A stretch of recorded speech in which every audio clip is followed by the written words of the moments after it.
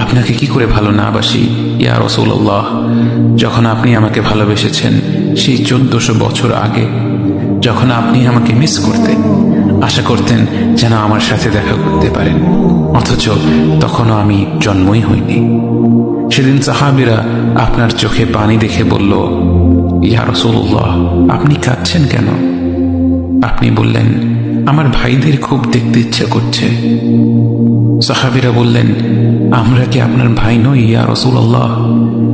আপনি বললেন, না, তোমরা আমার সাহাবী। আমার ভাই হলো তারা যারা আমার পরে আসবে এবং আমাকে কখনো না দেখেও তারা আমাকে বিশ্বাস করবে। মৃত্যু শয্যায় শুয়ে আপনার অন্তরে এই চিন্তা ছিল যে আমাদের পরিণতি কি হবে। উম্মতি উম্মতি বলতে বলতে আপনি আপনার রবের নিকট ফিরে গিয়েছেন।